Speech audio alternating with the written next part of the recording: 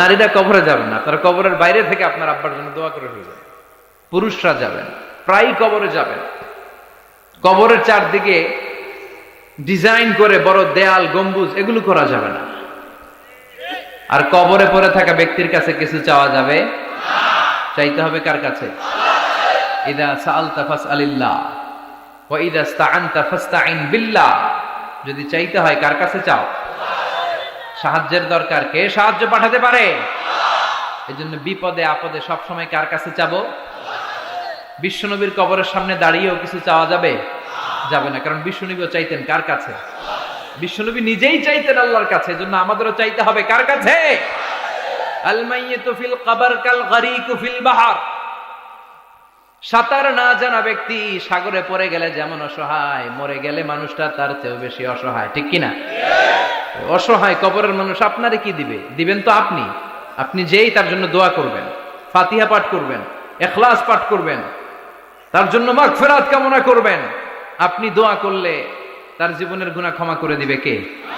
কিন্তু সে কি আপনার বিপদ থেকে মুক্ত করতে পারে? আর যারা ইসলামের বিপক্ষের শক্তি, কাফের মুশরিক, তাদেরকেও বসানো হবে মালাকান আসওয়াদান আজরাকান, নীলাবচক কৃষ্ণ বর্ণের দুইজন ফেরেশতা আসবে। এদের চোখ থাকবে নীল, গায়ের রং কালো। দেখতে কেমন লাগবে রে ভাই? আল্লাহু আকবার। এসে বলবে, বস, আনসার দে, মার রব্বুক, তোর রব কে? ও আল্লাহ জানবে না। ও বলবে, লা আদরি, আমি কিছু জানি না, আমি ভালো মানুষ, আমারে মাফ করে দেন, আমারে ছাইরা দেন, আমি জানি না রব কে। কয় দাঁড়া, আর দুইটা বাকি প্রশ্ন, এরপরে দেখাইতেছি ফাইনাল খেলা। দ্বিতীয় প্রশ্ন, আমা দীনুক, তোর ধর্মের নাম কি? কয় জানি না, মাফ করে দেন। লা আদরি, আমি ধর্ম টর্ম জানি না, আমি তো চিয়ার্স করতাম, চিয়ার্স, আমি ড্রিঙ্কস খাইতাম, আমি ধর্ষণে সেঞ্চুরি করতাম, আমি শাহবাগের মঞ্চে উঠে ইসলামের বিরুদ্ধে ভাষণ দিতাম।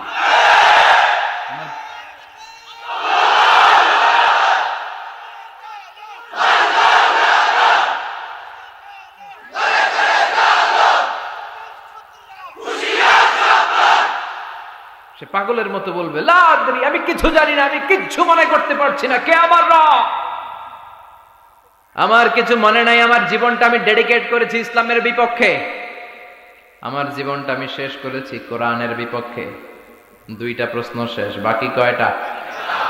এবার বিশ্বনবীর চমৎকার নূরানী চেহারাটা দেখিয়ে বলা হবে, আতারিফু মান হাযার রাজুল, এই লোকটারে চিনো নাকি? সে বলবে, আমি এই লোকটারে চিনি না, আমার দলের লোকেরা যা করতো, নাস্তিকরা যা করতো, আমিও তাই করতাম। সবাই লোকটারে গালি দিত, আমি ওই লোকটারে গালি দিতাম। আমি এই নবীর বিরুদ্ধে ব্লগের মধ্যে উল্টা পাল্টা লিখতাম। আছে না নাই? ফেরেশতারা বলবে, লা দারাইতা ওয়ালা তারাইতা, তুই তো পোড়া কপাল, তুই তো একটা প্রশ্নের উত্তর করতে পারলি না। ফায়ুতরাকু বিমাতারিক মিন হাদিদ, লোহার হ্যামার দিয়ে এবার পিটিয়ে পিটিয়ে ওর গায়ের গোশতগুলো থেতলে ফেলা হবে। ওয়ায়ুকালু লিল আরদি, জমিনকে বলা হবে, ইলতাইমি, ও কবরের জমিন, কবরের মাটি, দুই দিক থেকে তুই চাপা দে। কি দে? দুই দিক থেকে চাপা মার, এক একটা চাপার চোটে পাথরের হাড়গুলো ভেঙে টুকরো টুকরো হয়ে যাবে। আল্লাহ, এই পরিস্থিতি থেকে, ওই কঠিন বিপদের দিন তুমি আমাদের বাঁচিয়ে দিও। আমরা যেন সবগুলো প্রশ্নের যথাযথ উত্তর করতে পারি, তুমি তৌফিক দাও। এজন্য আল্লাহ বললেন, আল্লাহকুমুত তাকাসুরু হাত্তা যুরতুমুল মাকাবির, তোমাদের লোভ লালসা কোনোদিন কমবে না যতদিন না তোমরা কবরের ভেতরে ঢুকো। এই কবরে আমাদেরকে যেতে হবে, ঠিক কি না? এটা থেকে পালাবার কোনো সুযোগ আছে? কোনোভাবে বেঁচে থাকা যাবে? এজন্য মাঝে মাঝে কবরে যাবেন। কই যাবেন? বিশ্বনবী বলেছেন, নাহাইতুকুম আন জিয়ারাতিল কুবুর, আমি একটা সময় তোমাদেরকে কবর জিয়ারত করতে নিষেধ করেছিলাম। আল আনা ফাজুরুহা ফাইন্নাহা তুযাক্কিরুল আখিরা, তবে এখন সমস্যা নাই, এখন কবর জিয়ারত করো, কেননা কবর জিয়ারত করলে আখিরাতের কথা স্মরণ করায় দেয় কে? মাঝে মাঝে কবরস্থানে যাবেন আর ভাববেন যে এখানে আমাকে আসতে হবে, চলে যেতে হবে আমাকে, এটা আমার আসল জায়গা।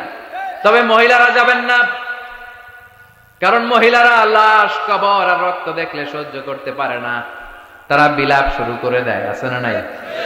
ও মা গো, মইরা গেল গো, কই গেল রে। আছে না নাই? চুল টানে, লাফালাফি, বিলাপ করে নারীরা। হৃদয় নরম তো, এদের হৃদয় আবার খুব নরম। তো এই জন্য নারীরা কবরে যাবেন না, তারা কবরের বাইরে থেকে আপনার আব্বার জন্য দোয়া করে ফেলবেন। পুরুষরা যাবেন, প্রায় কবরে যাবেন।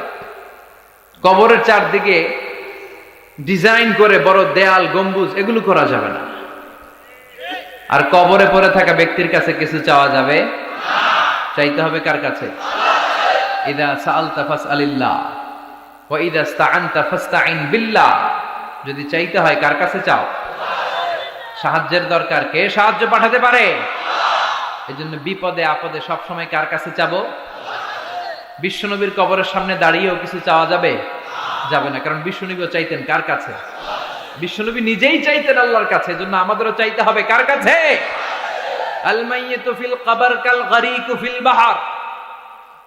সাঁতার না জানা ব্যক্তি সাগরে পড়ে গেলে যেমন অসহায়, মরে গেলে মানুষটা তার চেয়েও বেশি অসহায়। ঠিক কিনা? অসহায় কবরের মানুষ আপনারে কি দিবে? দিবেন তো আপনি। আপনি যেই তার জন্য দোয়া করবেন, ফাতিহা পাঠ করবেন, ইখলাস পাঠ করবেন, তার জন্য মাগফিরাত কামনা করবেন। আপনি দোয়া করলে তার জীবনের গুনাহ ক্ষমা করে দিবে কে? কিন্তু সে কি আপনার বিপদ থেকে মুক্ত করতে পারে? তাহলে এই সূরাতুত তাকাসুর থেকে আমাদের জীবনের জন্য শিক্ষা হচ্ছে, we have to go back to our Lord. আমাদেরকে আমাদের রবের কাছে হাজিরা দিতে হবে, আমাদের কিন্তু ফিরে যেতে হবে। এই চিন্তাটা আমাদের মাথায় রাখার দরকার আছে না নাই? চিল্লায় বলেন, মাথায় রাখার দরকার আছে না নাই? আজকে থেকে মাঝে মাঝে একটু ভাবা যাবে না যে আমাদেরকে চলে যেতে হবে? সাইয়েদনা ওমর ফারুক বলতেন, মুতু ক্বাবলা আন তামুতু, মরার আগে একবার মরো। হাসিবু ক্বাবলা আন তুহাসাবু, আল্লাহ তোমার হিসাব নেওয়ার আগে তুমি একবার তোমার নিজের হিসাব নাও। বাড়িতে বসে দাগ কাটবেন, ভালো কাজ খারাপ কাজ লিখবেন, ভালো কয়টা করছেন, খারাপ কয়টা করছেন। এবার নিজে একটু হিসাব করেন আপনার অবস্থা কি হতে পারে। বিছানায় একবার চোখ বন্ধ করে লম্বা হয়ে শটান হয়ে শুয়ে যান, আর ভাবেন আপনি নাই। লোকজন কান্নাকাটি করবে, অ্যানাউন্স করা হবে আমাদের অমুক ভাই দুনিয়াতে নাই। বিকেল 4টায় জানাজা শুরু হয়ে যাবে। হাজার হাজার আপনার বন্ধু বান্ধবরা এসে কাঁদবে, জানাজা দিয়ে খাটিয়াতে করে কবরে রেখে দিয়ে আসবে। কেউ সাথে যাবে না, কেউ না। এই ঘটনাটা আমার, আপনার, আমাদের সকলের জীবনে ঘটতে যাচ্ছে। গোয়িং টু হ্যাপেন ভেরি সুনার, খুবই দ্রুত হতে যাচ্ছে। কবে হতে যাচ্ছে আমরা কেউ জানি না। The most certain thing in our life is death, and the most uncertain thing in our life is the time of death. আমরা চলে যাব, এটা নিশ্চিত। কবে যাব কেউ জানি না। তাই আসুন আমরা প্রতিদিন কবরের কথা অনেকবার স্মরণ করি। আল্লাহ আমাদেরকে বুঝার তৌফিক দান করুন। আপনারা ওয়াদা দিয়েছিলেন যে শেষ পর্যন্ত আলোচনায় থাকবেন, থাকবেন না? আরো অনেক বড় বড় উলামায়ে কেরাম এখানে